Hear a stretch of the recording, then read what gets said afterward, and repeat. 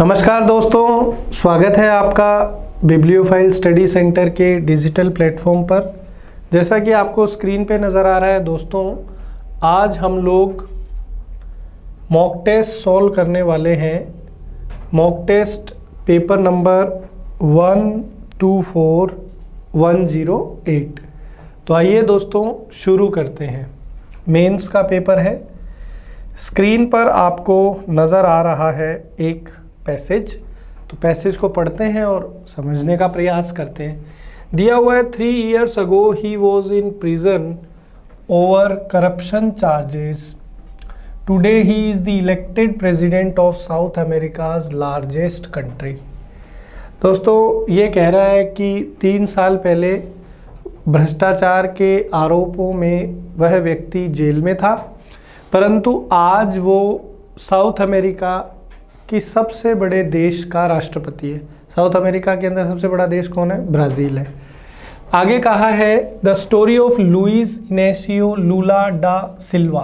तो अपन तो सिल्वा रख लेते हैं, याद, पूरा नाम तो बार बार बोलने की ज़रूरत नहीं है। सिल्वा जी जो हैं ए farmer 2 term president of Brazil and leader of the leftist workers party PT is one of the most astonishing comebacks in contemporary Latin American politics.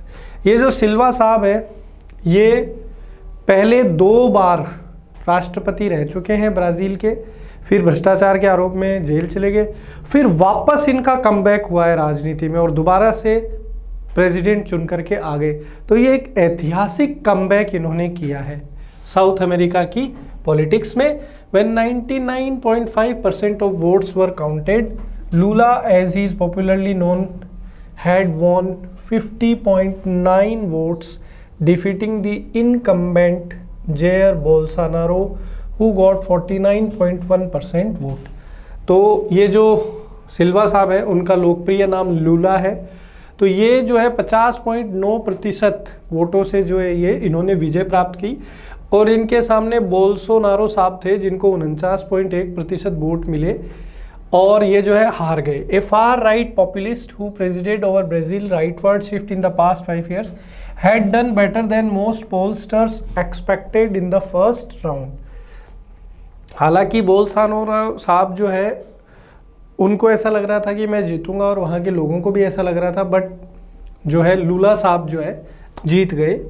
But in the run of when the voters were offered 2 contrasting choices when representing a cocktail of ultra-nationalism, conservatism and free market policies and the other promising inclusive and sustainable development anchored in social liberalism, they chose the latter.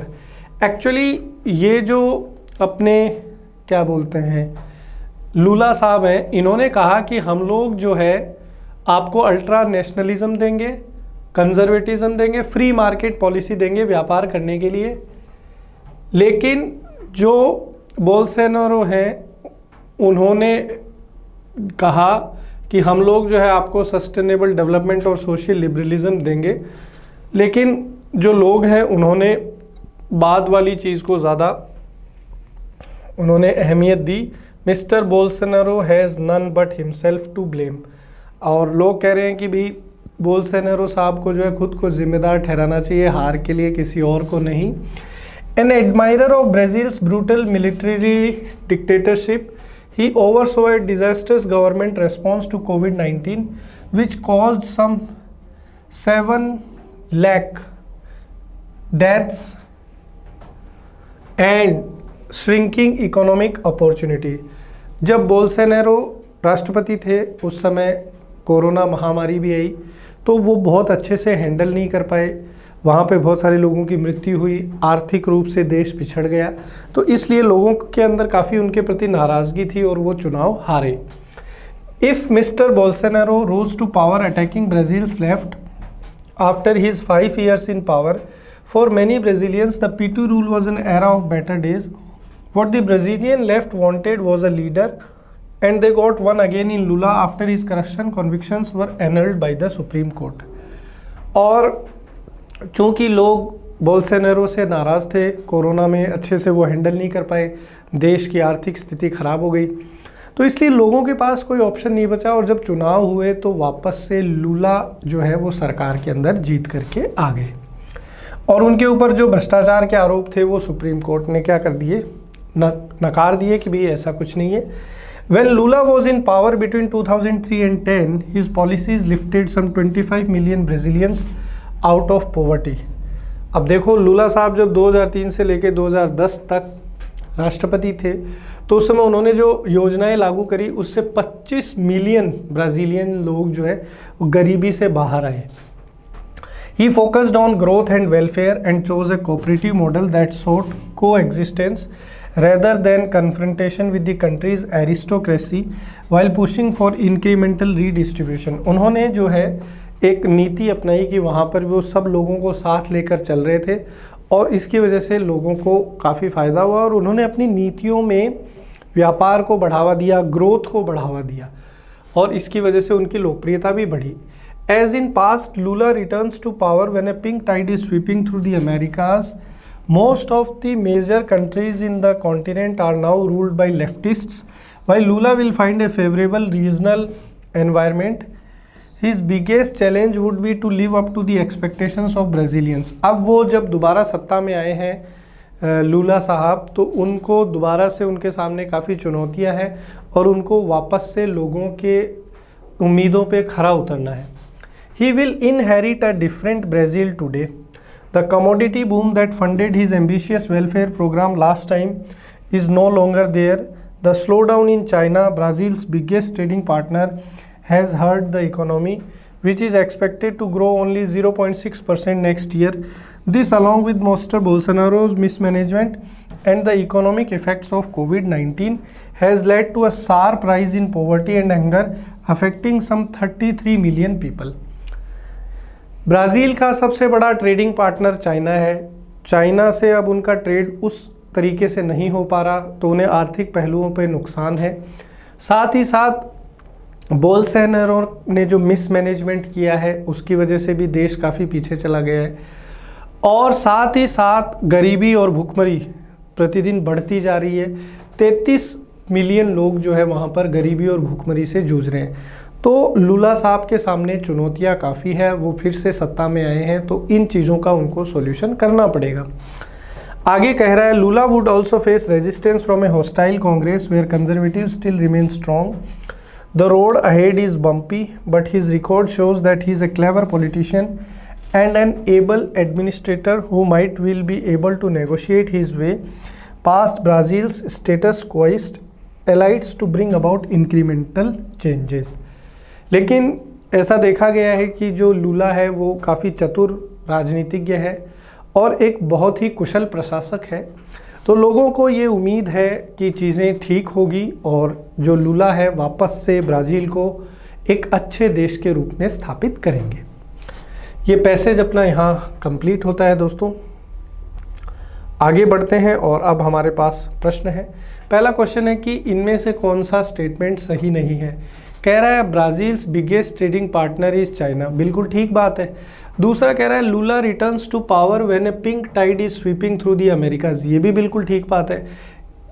ठीक है, passage में दिया हुआ है कि जब वापस वो सत्ता में आए हैं तो उस समय जो एक पिंक टाइड जो है अमेरिका को घेर रही है।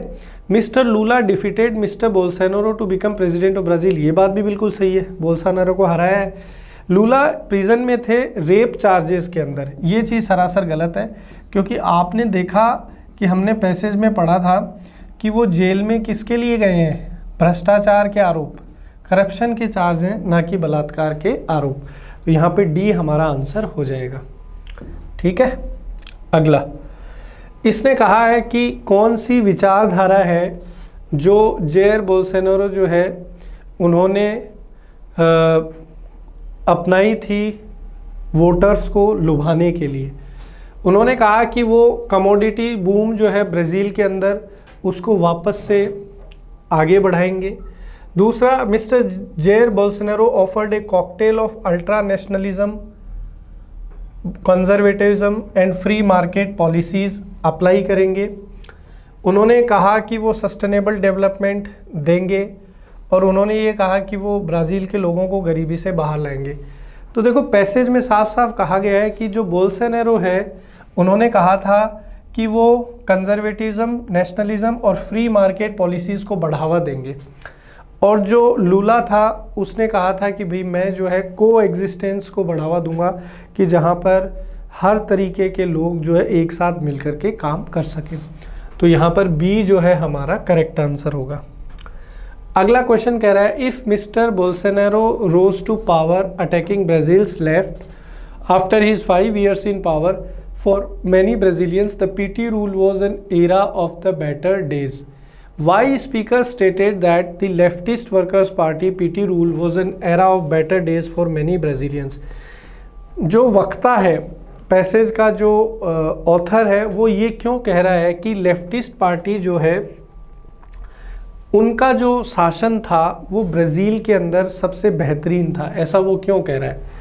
पहला, because Lula's policies lifted some 25 million Brazilians out of poverty. बिल्कुल सही बात है, साफ साफ पैसेज में कहा था कि लूला की जो नीतियां थी उन्होंने 25 मिलियन लोगों को गरीबी से बाहर निकाला था।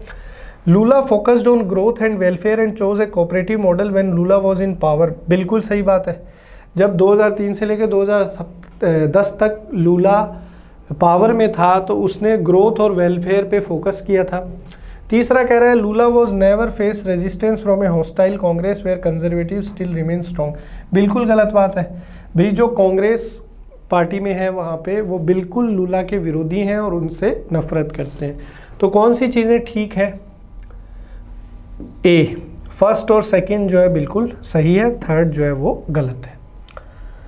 अगला क्वेश्चन है कि इनमें से कौन सा कारण है behind the surging poverty and hunger in Brazil. Brazil में जो लगातार गरीबी और भूखमरी बढ़ रही है उसका इनमें से कौन सा कारण उचित है? पहला कह रहा है mister Bolsonaro mismanagement and economic effects of कोविड-19। बिल्कुल सही बात है, कोरोना के अंदर बोल्सोनारो ने अच्छे से मैनेज नहीं किया, ये एक बहुत बड़ा कारण है ब्राज़ील की प्रॉब्लम का। The slow down in China, China के अंदर मंदी आ रखी है, वहाँ से उस तरीके की एक्सपोर्ट नहीं हो पा रही है, तो ये भी एक बहुत बड़ा कारण है ब्राज़ील के लिए। कह रहा है a cocktail of ultra nationalism, conservatism and free market policies. भी ये तो जो है बिल्कुल ही संबंधित नहीं है।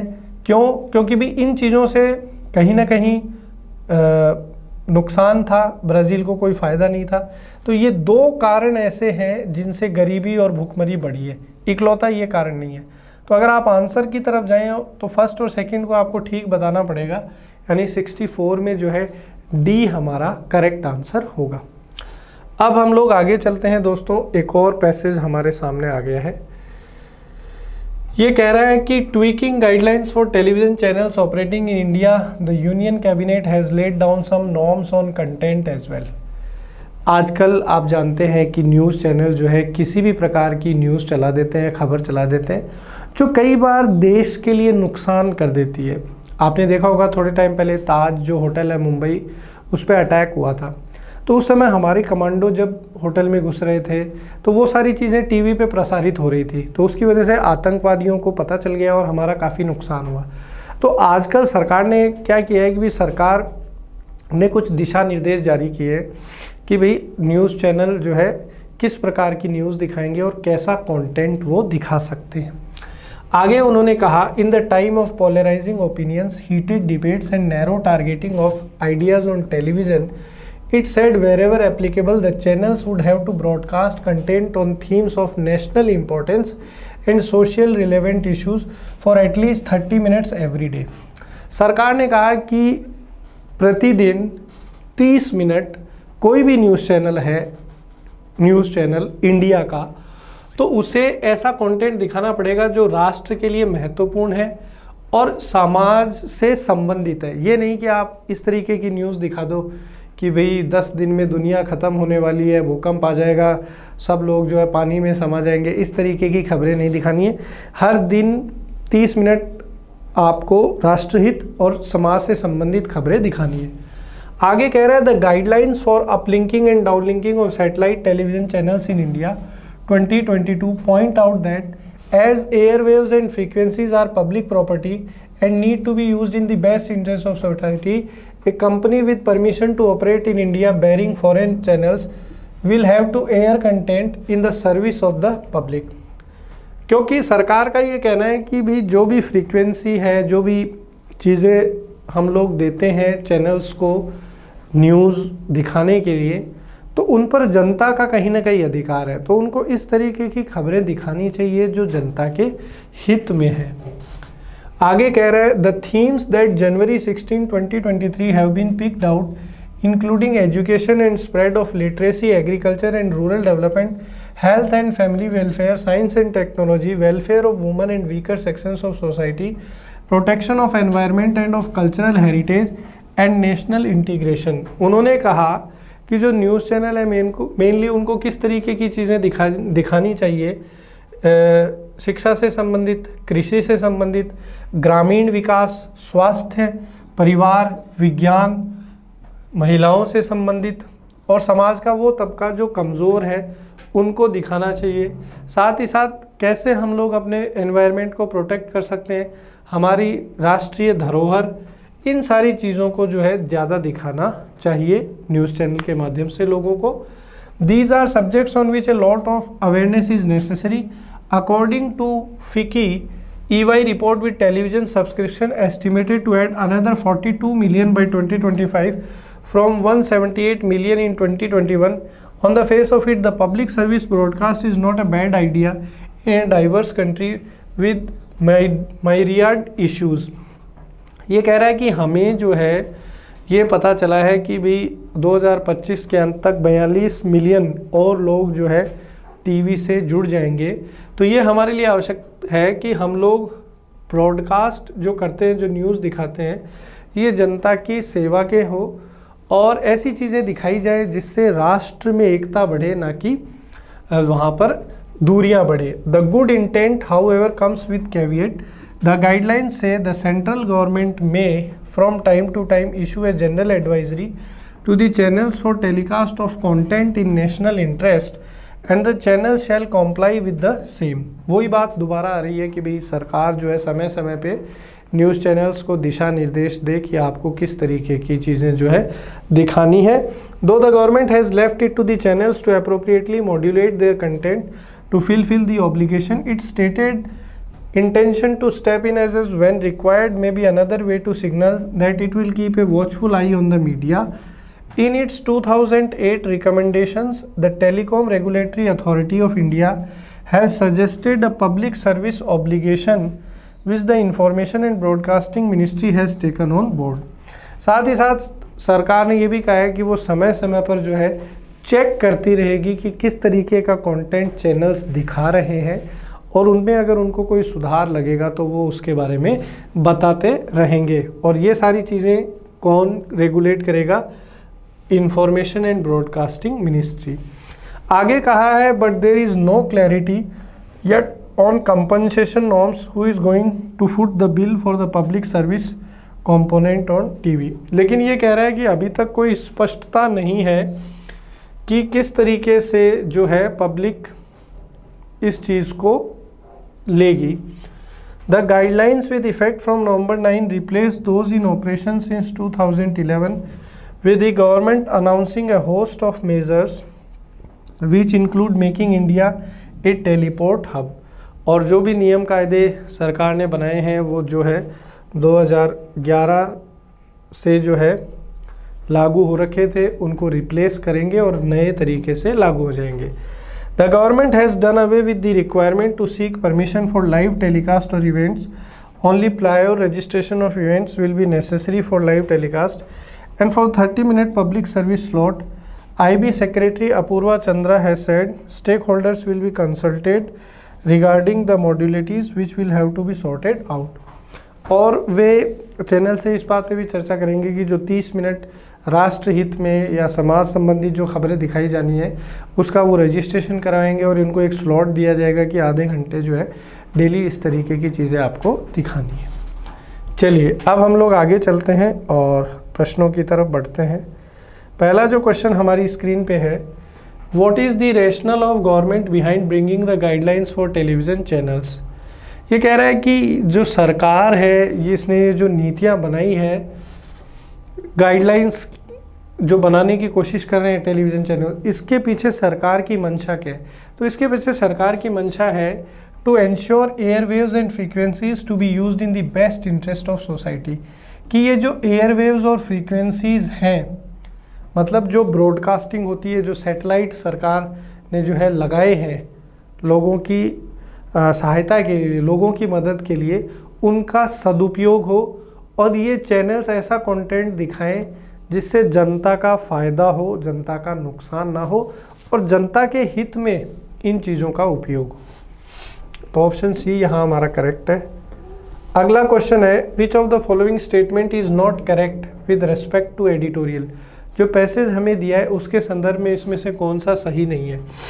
Television is required to air socially relevant issues for at least 30 minutes every day. ये कह रहा है कि टेलीविज़न जो है उसकी आवश्यकता है प्रतिदिन 30 मिनट जो है मुद्दे बताने के लिए। बी कह रहा है the guidelines are applicable to all channels irrespective of the nation to which they belong to. ये चीज़ गलत है। इसने बोला है नॉट करेक्ट, जो सही नहीं है। तो ये कह रहा है कि ये गाइडलाइंस जो है वो लागू होगी सारे टेलीविज़न चैनल्स पे, कि कौन से राष्ट्र का है वो, कौन से राष्ट्र का नहीं है। तो भाई हमारी सरकार हमारे देश के लिए तो नियम बना सकती है। भारत सरकार ये थोड़ी बोल सकती है कि पाकिस्तान के टीवी चैनलों पर कौन सी खबर दिखाई जाएगी, वो तो पाकिस्तान की सरकार डिसाइड करेगी। तो ये चीज़ सरासर गलत है, केवल हिंदुस्तान में ये चीज़ लागू होगी। ऑप्शन बी हमारा करेक्ट है।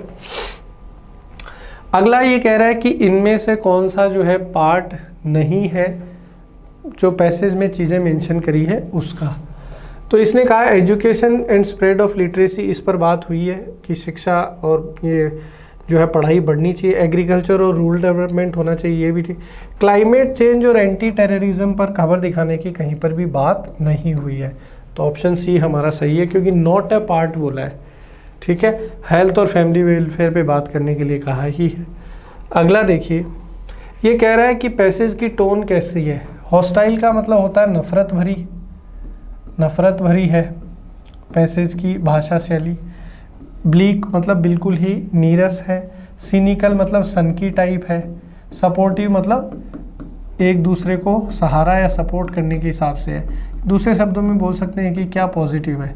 तो कुल मिला के देखा जाए तो सपोर्टिव ही है। सॉल्यूशंस बताने का प्रयास किया गया है कि कैसे हम लोग सुधार कर सकते, ना कि नुकसान करने की कोशिश की गई है। अगला आपको सिनोनिम बताना है दिए गए अंडरलाइंड वर्ड का। सिनोनिम अपने को यहाँ पे बताना है। कह रहा है select the most appropriate synonym of the given word. Public service broadcast is a good idea in a diverse country with myriad issues. कि पब्लिक सर्विस ब्रॉडकास्ट की पब्लिक की अपन सेवा करें, इस भाव के साथ कंटेंट जो टीवी पे दिखाया जाता है वो एक अच्छा आइडिया है। एक ऐसे देश में जो बहुत ज़्यादा विविधता लिए हुए, जिसमें कैसे मुद्दे हैं। तो मुद्दे आप जानते हैं कि भी इतने बड़े देश में कैसे मुद्दे हैं, अनगिनत मुद्दे हैं। तो अनगिनत को अपन किस नाम से जानते हैं, काउंटलेस के नाम से जानते हैं। तो यहाँ पर ऑप्शन डी हमारा करेक्ट आंसर है। एक और पैसेज हमारी स्क्रीन पर आ गया है, एक पक्षी से संबंधित पैसेज है, तो इसको पढ़ते हैं। कह रहा है the black drongo also known as the king crow is a small Asian bird of the drongo family. कि ब्लैक ड्रोंगो जो है, जिसको हम लोग किंग क्रो के नाम से भी जानते हैं, ये एक छोटा एशियाई पक्षी है। कौन से संप्रदाय का, कौन से जाति का, ड्रोंगो जाति का। कह रहा है previously it was seen as a sub species of the African fork tailed drongo but is now recognised as a full species. पहले इसको एक सब स्पीशीज माना जाता था अफ्रीका के फॉर्क टेल्ड ड्रोंगो का, लेकिन अब जो है इसको एक फुल स्पीशीज के तौर पे जाना जाता है। It is a common resident breeder in much of tropical southern Asia from south west Iran through India and Sri Lanka to southern China and Indonesia. ये मेनली जो है कहाँ पाया जाता है, तो ये दक्षिण पश्चिमी ईरान में, भारत, श्रीलंका, पश्चिमी चाइना और Indonesia. It is Holi black bird, पूरा काला रंग का पक्षी है, विद डिस्टिंक्टिव फॉर्क टेल, जिसकी जो पूंछ है वो थोड़ी सी अलग है और इसकी जो लंबाई है पक्षी की 28 सेंटीमीटर होती है। Feeding on insects is commonly found in open agricultural areas and light forest areas through strange perching conspicuously on bare perch or along power or telephone lines. Mainly जो है ये ये जो पक्षी है ये आपको कैसे जंगलों में दिखेगा, लाइट फॉरेस्ट, जहाँ बहुत घने जंगल नहीं हो वहाँ पे ये आपको दिखता है, और कृषि के क्षेत्रों में दिख जाएगा। ज़्यादातर कीट पतंगे इंसेक्ट्स वगैरह का खाकर ये अपना जो है गुजारा करता है, और टेलीफोन लाइंस पे भी आपको ये दिख जाएगा। The species is famous for its aggressive behaviour towards much larger birds such as crows and never hesitate to dive bomb any birds of prey that invades its territory. Smaller birds often nest in the well-guarded vicinity of a nesting black drongo. ये जो पक्षी है थोड़े आक्रामक स्वभाव का है, और ज़्यादातर जो भी इससे बड़े पक्षी हैं उन पे ये आक्रमण कर देता है, और इसलिए जो पक्षी होते हैं जो इससे थोड़ा साइज़ में छोटे होते हैं वो इसके क्षेत्र में कोई घोंसला या ये सब बनाने से जो है परहेज़ करते हैं। The black drongo has been introduced to some Pacific islands where it has thrived and become abundant to the point of threatening and causing the extinction of native and endemic bird species there. इसको जो है black drongo को Pacific island में भेजा गया कि वहाँ पर भी ये पनपे, लेकिन वहाँ पर इसको भेजने से क्या हुआ कि ये दूसरे पक्षियों के लिए जो है समस्या की तरह उभरा, और वो दूसरे पक्षी जो है वो वहाँ से धीरे धीरे विलुप्त होने लगे, भागने लग गए। Drongos fly with strong flaps of the wing and are capable of fast manoeuvres that enable them to capture flying insects with short legs. They sit upright on thorny bushes, bare perches or electricity wires. ये जो पक्षी है ये बड़े बड़े इसके पंख हैं, और इन्हीं की मदद से ये जो है शिकार करता है और कीट पतंगों को खाता है, और जो है आपको ये ग्रेजिंग एनिमल्स मतलब जो जानवर चल रहे हैं उसकी पीठों पर आपको ये नज़र आते हैं। The black drongo is found predominantly in open country, usually perches and hunts close to the ground. They are mostly aerial predators of insects but also glean from the ground or off vegetation. ये black drongo जो है ज़्यादातर ये शहरों में जो है आपको दिखेगा, ओपन क्षेत्र में, और ये मैदान के नज़दीक से ज़्यादा शिकार करता है, और कीट पतंगे इसका भोजन है, और ये जो है वेजिटेशन जहाँ पर खेती होती है, कुछ उगाया जाता है, वहाँ पर ये ज़्यादा एक्टिव होता है। They are found as summer visitors to north eastern Afghanistan and northern Pakistan, but they are mainly resident south from Indus valley up to the Bangladesh and into India and Sri Lanka.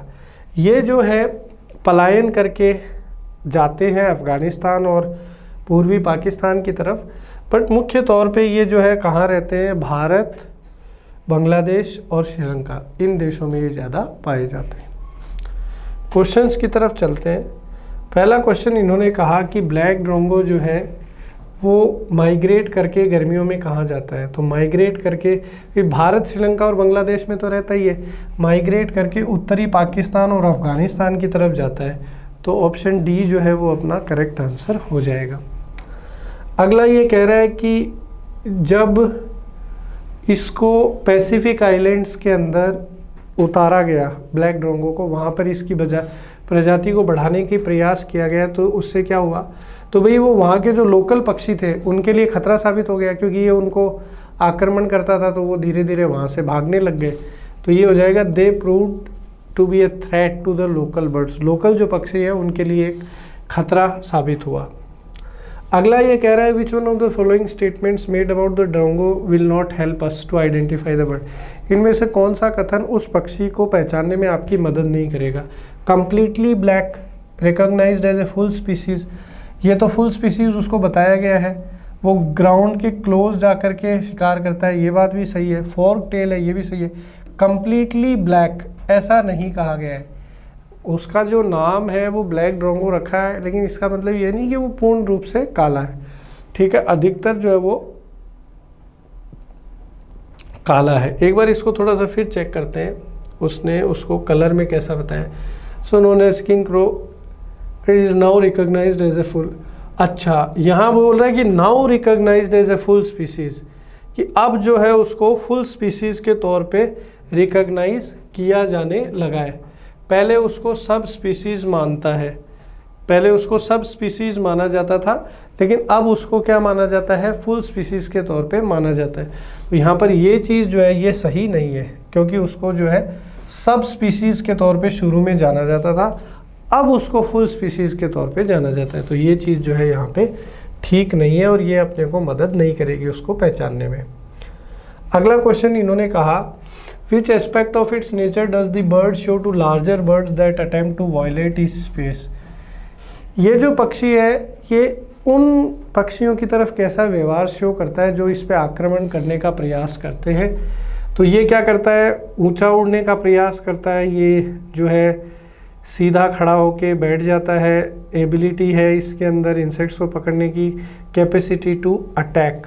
तो ये जो है इसमें आक्रमण करने की क्षमता है, ये अपने से बड़े पक्षियों पर भी आक्रमण कर देता है। तो ये चीज़ जो है इसको जो है बड़े पक्षियों को कंट्रोल में करने में मदद करती है। अगला ये कह रहा है कि इनमें से कौन सी चीज़ सत्य नहीं है पैसेज के अनुसार। ड्रोंगो जो है वो बिल्कुल एक कौवे की तरह दिखता है, स्मॉलर बर्ड्स आर प्रोटेक्टेड, ये चीज़ तो गलत है, वो स्मॉलर बर्ड्स पे जो है आक्रमण कर देता है। This bird is a native of tropical countries है साउथ एशिया, साउथ एशिया का जो है ये नेटिव पक्षी है, मतलब वहाँ पे मूल रूप से पाया जाता है। The drongo is a small perching bird, drongo जो है वो एक छोटा पर्चिंग बर्ड है। तो यहाँ पे हमारा आंसर ये होगा कि ये कह रहा है कि एग्जैक्टली कौवे की तरह दिखता है, ये बात बिल्कुल गलत है। कौवे के जैसा दिखता है बट एग्जैक्टली कौवे के जैसा है ये चीज़ नहीं बोल सकते। तो ऑप्शन ए जो है हमारा करेक्ट है। अब यहाँ पर एक क्लोज टेस्ट आ गया है दोस्तों, इसको सॉल्व करते हैं। क्लोज टेस्ट को सॉल्व करने का तरीका यही है कि पहले इसको पूरा पढ़ा जाए और आवश्यकता के अनुसार इसमें ऑप्शन लिए जाए। कह रहा है trumping favourites Rihanna and Taylor Swift Naatu Naatu by MM Keeravani and Chandra Bose from Telugu film RRR has won the Golden Globe award for best song dash motion picture. आप सब जानते हैं कि RRR जो फिल्म है उसके नाटू नाटू सॉन्ग के लिए जो है गोल्डन ग्लोब अवार्ड मिला है एज कंपोज़र। और वो जो संगीतज्ञ है जिन्होंने ये गाना बनाया वो कीरावनी उनका नाम है, उन्होंने ये ट्रॉफी जो है प्राप्त करी थी कैलिफोर्निया के अंदर। There was a sense of triumph for Indian cinema in general and South Indian cinema. और ये जो जीत है साउथ इंडियन सिनेमा के साथ साथ भारतीय सिनेमा के भी है, क्योंकि भी साउथ इंडिया भी इंडिया का ही पार्ट है। आगे कह रहा है RRR has succeeded on a massive scale, just consider for example the spontaneous dance party that erupted during a screening of the film at LA's storied Chinese theater when Naatu Naatu came on, or the fact that tickets for the screening sold out within 98 seconds. Naatu Naatu ये जो गाना है इसकी सफलता का अंदाज़ा आप इस बात से लगा सकते हैं कि जब स्क्रीनिंग हो रही थी तो ये जैसे ही गाना ये बजा तो उस गाने को देखने के लिए वहाँ काफ़ी भीड़ भी एकत्रित हुई और वो जो टिकट्स थी 98 सेकंड के अंदर अंदर सारी टिकट बिक गई थी। Several factors may have contributed to RRR's world wide success. First is the fact in that Covid era audiences remains dash to go cinema halls unless it's for an event or tent pole film. RRR with its spectacular action sequences and set pieces met those expectations। RRR की सफलता के पीछे एक कारण ये भी था कि RRR जो है कोरोना के समय रिलीज़ हुई, तो उस समय लोगों के पास कोई काम नहीं था, घर पे थे, तो फिल्में जो है लोग देखना पसंद करते थे। तो उस समय जब ये फिल्म चली तो फिल्म इतनी लोगों को पसंद आई और इसमें एक्शन से लेके कॉमेडी से लेके डांस से लेके हर चीज़ बहुत ज़्यादा ज़बरदस्त थी।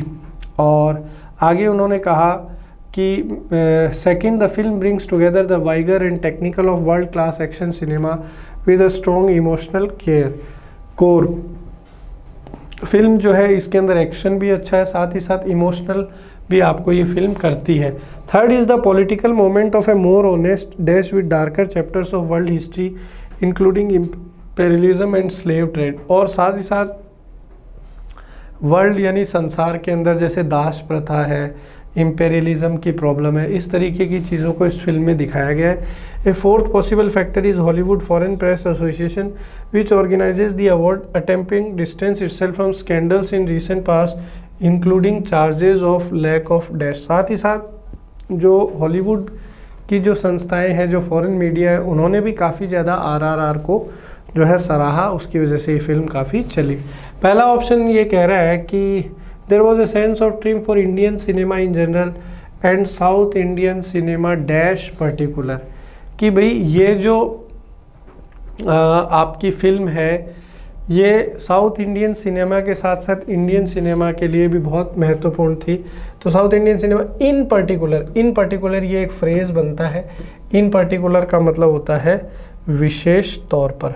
अगला क्वेश्चन ये कह रहा है कि first in the fact is that Covid era audience remain dash to go to cinema. Audience उस समय कैसी थी? ऑडियंस उस समय थिएटर में जाने के लिए अनिच्छुक थी, नहीं जाना चाहती थी। तो रिलेक्टेंट आएगा इसमें। रिलेक्टेंट का मतलब होता है अनविलिंग। रिलेक्टेंट का मतलब क्या होता है? अनविलिंग, इच्छा नहीं होना। अगला ये थर्ड ऑप्शन की तरफ जाते हैं। Second, the film brings together the vigour and technical virtuosity, rush, preparedness और कैमराडरी। तो देखिए ये जो फिल्म है ये आपको तकनीक के साथ साथ जो एक्शन सीक्वेंस है वो भी बहुत ज़बरदस्त तरीके से बताए हैं। तो टेक्निकल वर्चुओसिटी, तकनीकी तौर पे जो विविधताएं थी वो भी ज़बरदस्त थी इस फिल्म के अंदर। अगला ये कह रहा है the third is the political moment of A more honest, कि काफ़ी ईमानदार इसके अंदर एक राजनीतिक पहलू को भी दर्शाया गया। तो ये मोर ऑनेस्ट रेकनिंग का मतलब किसी चीज़ को समझना। और अगला इसके अंदर है कि including charges of lack of dash, कि इसके अंदर किस चीज़ की कमी बताई गई है। तो कमी के तौर पर अगर अपन देखें तो इसके अंदर जो है विविधता की कमी थी, डाइवर्सिटी की कमी थी। तो यहाँ पर ऑप्शन सी जो हमारा करेक्ट हो जाएगा। अब हम लोग चलते हैं आगे और हमें जो है 4 स्पेलिंग दी हुई है, इसके अंदर हमें वो स्पेलिंग बतानी है जो स्पेलिंग बिल्कुल कैसी है, करेक्ट है। करेक्ट स्पेलिंग हमें बताने का प्रयास करना है।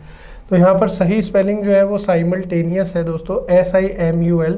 यहाँ ए आ गया ये गलत है, यहाँ ए आ गया ये गलत है। साइमल्टेनियस यहाँ ए आना चाहिए और साथ ही साथ यहाँ ई होना चाहिए। तो बेसिकली ऑप्शन ए बिल्कुल सही है। साइमल्टेनियस का मतलब होता है परस्पर, यानी एक साथ या परस्पर जो चीज़ें होती हैं उनके लिए साइमल्टेनियस बोलते हैं। अगला देखो क्वेश्चन, अगला यहाँ पे पैराजंबल आ गया दोस्तों।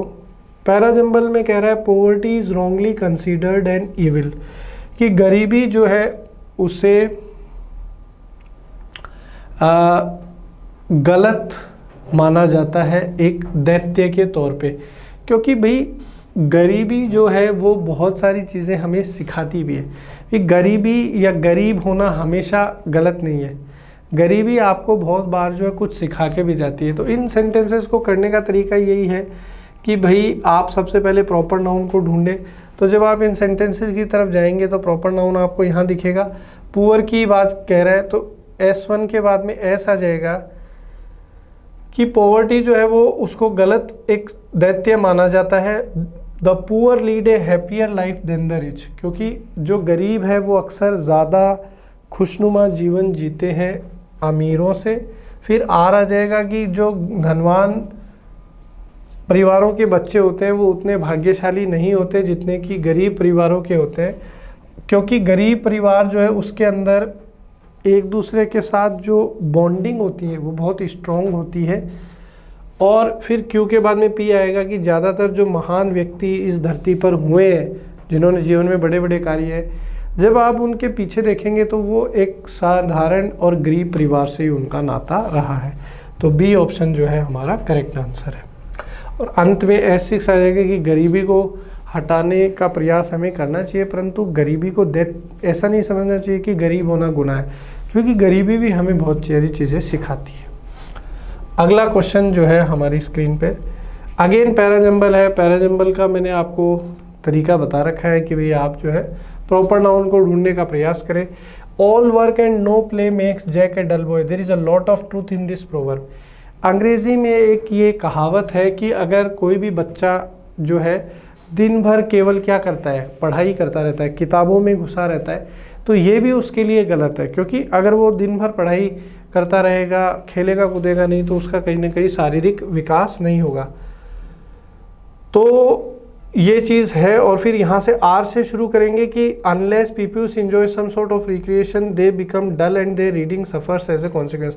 क्योंकि अगर वो दिन भर पढ़ते रहते हैं तो धीरे धीरे जो है वो उनकी बुद्धि क्षीण होती है, तो उनको क्या है जो है ब्रेक भी मिलना चाहिए। फिर क्यों आ जाएगा कि गेम्स जो है वो उनको एक तरीके से रिक्रिएशन देते हैं, दिमाग उनका जो है फ्रेश करते हैं। फिर ऐसा जाएगा कि जो विद्यार्थी है उनको 1 घंटा या 2 घंटा ज़रूर खेलना चाहिए। और फिर पी आ जाएगा कि फिर वो वापस से पढ़ाई में लग सकते हैं, क्योंकि गेम्स उनको रिक्रिएशन दे देते हैं और उनकी जो शरीर है वो भी मजबूत होती है। तो ऑप्शन ए जो है ये हमारा यहाँ पे करेक्ट आंसर है। अगला ये कह रहा है कि आपको जो है एक्टिव या पैसिव बनाना है। तो दे flu A kite in the evening, तो यहाँ सेकंड फॉर्म लगी हुई है फ्लाई की। तो जब आप इसको देखेंगे सेकंड फॉर्म को तो इससे पता चल जाएगा कि ये एक्टिव वॉइस में है। अब इसको अगर आपको पैसिव वॉइस में चेंज करना है तो इसका स्ट्रक्चर क्या होगा, तो वॉज वर्ब के साथ थर्ड फॉर्म आएगी। तो आप देखिए कि वॉज वर्ब के साथ थर्ड फॉर्म कहाँ लगी हुई है।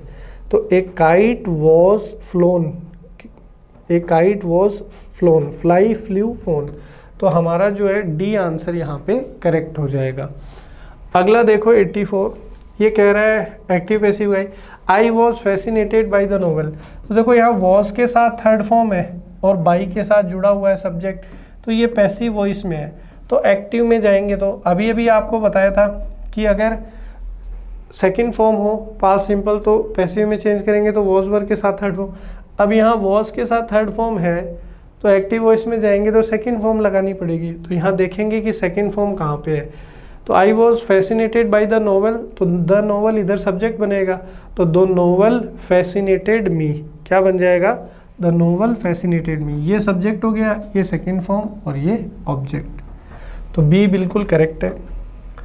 अगेन एक्टिव पैसिव का कह रहा है the driver was taken to the nearest dispensary by the beggars. देखो बाई के साथ सब्जेक्ट है, साथ ही साथ यहाँ वॉज के साथ थर्ड फॉर्म है, मतलब पैसिव है। तो जब आप एक्टिव वॉइस में इसको चेंज करेंगे तो सेकंड फॉर्म चाहिए। तो चेक करो कहाँ पे है सेकंड फॉर्म। तो एक तो सेकंड फॉर्म यहाँ पर है और एक यहाँ पर है। तो the beggars took the driver to the nearest dispensary, nearest dispensary ही दिया हुआ है सेंटेंस में, तो वही हमने को रखना पड़ेगा, चेंज नहीं कर सकते। तो ये वाला हमारा आंसर हो जाएगा सेकंड फॉर्म के साथ the driver to the nearest dispensary.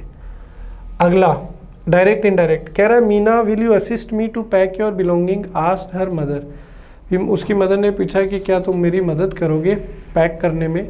तो मीनाज मदर आस्क्ड हर, और चूंकि हेल्पिंग वर्ब से शुरू हुआ है तो जब भी हेल्पिंग वर्ब से शुरू होता है तो हम लोग कंजंक्शन के तौर पे इफ़ और वेदर का प्रयोग कर सकते हैं।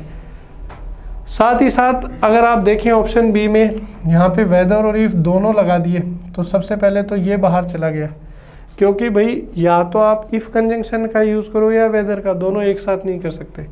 तो इसका बनेगा Meena's mother asked her whether she would, क्योंकि भाई नरेशन में हम जानते हैं कि डायरेक्ट से इनडायरेक्ट में चेंज करते हैं तो विल और शैल किस में चेंज हो जाते हैं, वुड में चेंज हो जाते हैं। तो यहाँ पर क्या आ जाएगा, वुड आ जाएगा। यहाँ पर देखिए विल था तो ये भी गलत है, और यहाँ पर मॉडल ही चेंज कर दिया कैन हो गया तो ये भी गलत है। तो Meena's mother asked her whether she would assist her to pack their belongings. तो ऑप्शन सी जो है हमारा करेक्ट है। अगला देखिए डायरेक्ट इनडायरेक्ट, ये कह रहा है Renu said to her brother, Renu ने अपने भाई से कहा you were watching the show without me, तुम मेरे बिना शो देख रहे थे। तो सेड टू किस में चला जाएगा, टोल्ड में चला जाएगा, तो हर जगह टोल्ड है। तो Renu told her brother that, क्योंकि ये एफर्मेटिव सेंटेंस है तो दैट कंजंक्शन। अब ये सेकंड पर्सन है तो second person according to object, तो ब्रदर के लिए कौन सा प्रोनाउन आ जाएगा, ही, हर जगह ही है। अब यहाँ कौन सा टेंस है, पास्ट कंटिन्यूअस, तो पास्ट कंटिन्यूअस किस में चेंज होता है, पास्ट परफेक्ट कंटिन्यूअस। तो हैड बीन वॉचिंग चाहिए, तो हैड बीन वॉचिंग कहाँ पर है, तो हैड बीन वॉचिंग एक ही जगह है दोस्तों, ऑप्शन ए में। तो 87 का आंसर क्या हो जाएगा, ए हो जाएगा। 88 Ramita said I wish I did not have to meet my step mother, step mother का मतलब होता है सौतेली माँ। तो सैड जो है वो नो चेंज होता है, तो सब जगह नो चेंज है। फिर यहाँ पर हमें जो है आगे हर जगह सब्जेक्ट दिया हुआ है, first person according to subject. तो रमिता ने किससे कहा, मुझसे कहा, तो वो आगे फीमेल की ही बात हो रही है, तो आई जो है वो शी में चेंज हो गया। अब ये प्रेजेंट सिंपल है, तो प्रेजेंट सिंपल पास्ट सिंपल में तो सब जगह विश्ड है। और फिर उसके बाद में ये first person according to subject, तो रमिता के अनुसार शी में। और यहाँ पर कौन सा टेंस दिया हुआ है दोस्तों, डिड नॉट हैव, मतलब ये पास्ट सिंपल फॉर्म में दिया हुआ है। पास्ट सिंपल फॉर्म में दिया हुआ है तो इसको अगेन जो है हम लोग आगे दोबारा चेंज नहीं करेंगे, क्योंकि मेनली जो अपन ने को चेंज करना है वो किसको करना है, इस वाले पार्ट को चेंज करना था, तो इसको हमने सेकंड फॉर्म में चेंज कर दिया। आगे जो है वो एज इट इज़ रहेगा, खाली प्रोनाउन चेंज हो जाएगा। तो she did not have to meet her, ये फर्स्ट पर्सन का पजेसिव है, ये अकॉर्डिंग टू सब्जेक्ट, तो रमिता के अनुसार किस में चेंज हो जाएगा, हर में। तो 88 में जो है हमारा ऑप्शन सी बिल्कुल करेक्ट है। अब आगे चलते हैं 89। वन वर्ड सब्सटीट्यूशन, डेविएशन और डिपार्चर फ्रॉम कॉमन रूल और स्टैंडर्ड, और व्हाट इज़ नॉर्मल। दोस्तों सामान्य जो चीज़ें होती है, सामान्यतः कोई भी चीज़ है, उससे अगर कोई चीज़ अलग होती है या अलग लीक से हटके चलती है तो उसको हम लोग क्या बोलते हैं। तो दोस्तों थर्मोमीटर तो आप जानते ही हैं भाई, टेम्परेचर नापने के लिए, प्रूडेंट बुद्धिमान को बोलते हैं। तो यहाँ पर एनोमली हमारा आंसर होगा, सामान्य से जो चीज़ अलग होती है उसको एनोमली बोलते हैं। अगला देखिए वन वर्ड का आगे, that which can not be guessed और कैलकुलेटेड, कोई ऐसी चीज़ जिसके बारे में हम लोग जो है कोई कैलकुलेशन नहीं कर सकते, सोच नहीं सकते। तो देखो बैलेट जो है दोस्तों, ये तो 14 पंक्तियों की एक कविता होती है, उसको बोलते हैं।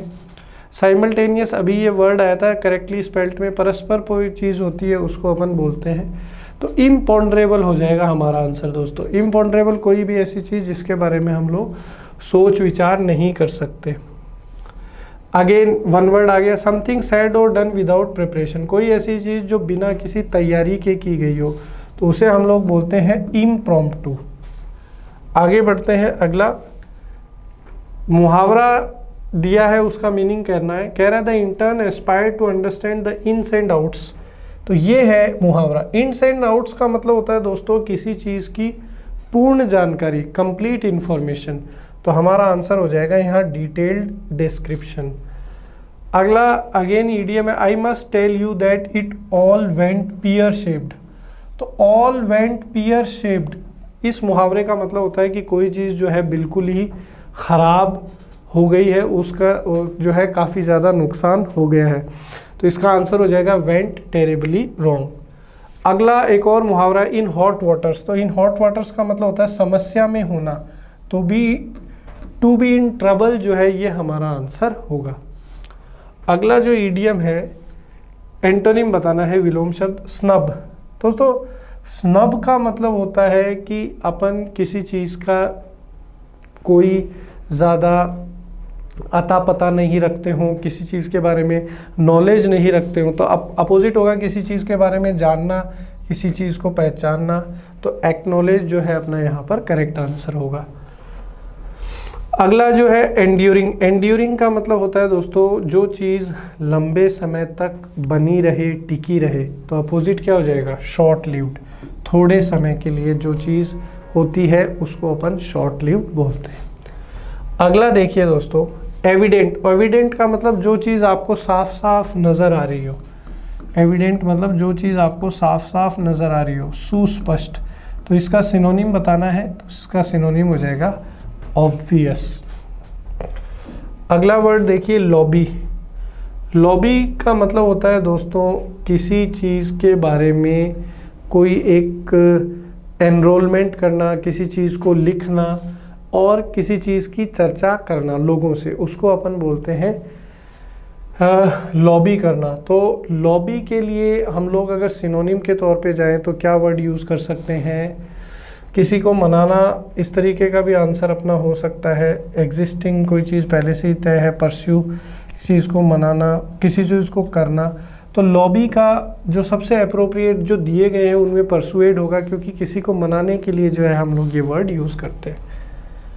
अगला अपने को जो है फिल इन द ब्लैंक्स का क्वेश्चन करना है कि the monster trucks have very dash engines, they can probably pull a train coach without any problem. जो बड़े बड़े ट्रक्स होते हैं उनके अंदर कैसा इंजन होगा, तो कॉमन सेंस की बात है, जो बड़े ट्रक है तो उनमें इंजन कैसा होगा, पावरफुल ताकतवर इंजन होगा, और उनसे हम लोग ट्रेन का डब्बा भी खींच सकते हैं।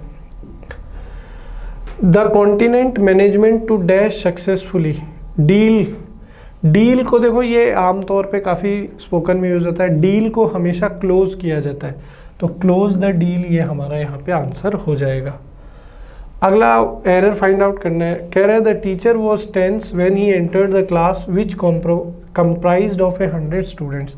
दोस्तों ये प्रेपोजिशन का एरर है, कंसिस्ट ऑफ बराबर कंप्राइज होता है, कंसिस्ट ऑफ बराबर कंप्राइज होता है, इसका मतलब होता है किसी चीज़ से मिलकर बना होना, किसी चीज़ से मिलकर बना होना। तो कंसिस्ट के साथ तो ऑफ आता है, कंप्राइज में ऑफ आता नहीं है, ये चीज़ ध्यान रखनी है। तो यहाँ पर जो एरर है वो पार्ट सी में हो गया, क्योंकि कंप्राइज वर्ब के साथ हम लोग प्रेपोजिशन ऑफ का यूज़ नहीं करते। अगला जो सेंटेंस है, कह रहा है there is no rule regarding the length of a precis with relation to that of the original passage. With relation to नहीं होगा, in relation to that of the original passage, की जो भी हम लोग समरी लिखते हैं, संक्षिप्त करके लिखते हैं, उसका ओरिजिनल पैसेज से लंबाई के संदर्भ में कोई कनेक्शन नहीं होता है। आगे, had I realized your house was such a long way off I would take a taxi. दोस्तों ये अनफुलफिल्ड कंडीशनल सेंटेंस आपको यहाँ पर दे दिया है। अनफुलफिल्ड कंडीशनल में क्या होता है दोस्तों, जो हमारी कंडीशन होती है उसके अंदर हम लोग यूज़ करते हैं पास्ट परफेक्ट का, यानी हैड के साथ थर्ड फॉर्म, और जो हमारा सबऑर्डिनेट क्लोज होता है उसमें हम लोग यूज़ करते हैं वुड हैव के साथ थर्ड फॉर्म का। वुड हैव के साथ किसका यूज़ करते हैं, थर्ड फॉर्म का। तो यहाँ पे आई वुड टेक नहीं होगा, यहाँ पे होगा आई वुड हैव टेकन। यहाँ पर क्या होगा, I would have taken a taxi. तो पार्ट डी में यहाँ पर एरर है। अगला देखिए दोस्तों, कह रहा है स्केर्सली वी हैड। देखिए स्केर्सली जो है दोस्तों ये नेगेटिव एडवर्ब है। कैसा एडवर्ब है, नेगेटिव एडवर्ब है। नियम ये बोलता है कि जब भी नेगेटिव एडवर्ब से आपको कोई वाक्य शुरू होता हुआ मिले तो उसमें आपको इन्वर्जन लगाना है। इन्वर्जन लगाने का मतलब है कि पहले हेल्पिंग वर्ब आएगी फिर सब्जेक्ट आएगा। तो यहाँ पर स्केर्सली वी हैड नहीं होगा, स्केर्सली हैड वी होगा। कौन से पार्ट में एरर हो गया, पार्ट ए में। आगे देखिए, when I will get back I shall pay. दोस्तों ये ओपन कंडीशनल सेंटेंस है। ये कह रहा है कि जब मैं वापस आऊँगा तो मैं तुम्हें पूरा पैसा चुका दूंगा जो मैंने तुमसे पिछले महीने उधार लिया था। तो इधर आपको प्रेजेंट सिंपल मिल रहा है, तो जो आपकी कंडीशन है ओपन कंडीशनल ये प्रेजेंट सिंपल में आएगी। तो व्हेन कंडीशनल वर्ड है तो यहाँ प्रेजेंट सिंपल आएगा कि when I get back, when I get back, कि जब मैं वापस आऊँगा तो मैं तुम्हें पूरा पैसा चुका दूंगा जो मैंने पिछले महीने तुमसे उधार लिया था। तो इसी के साथ दोस्तों ये अपना सेशन यहाँ पर समाप्त होता है, मेंस का पेपर सॉल्यूशन। उम्मीद करता हूँ कि ये सेशन आपको पसंद आया है, बहुत सारी चीज़ें आपको सीखने को मिली है। सेशन को शेयर करें अपने दोस्तों के साथ, वीडियो को लाइक करना ना भूलें और कमेंट्स के माध्यम से हमसे जुड़ें। मिलते हैं अगले सेशन में, तब तक के लिए पढ़ते रहिए। जय हिंद, जय भारत।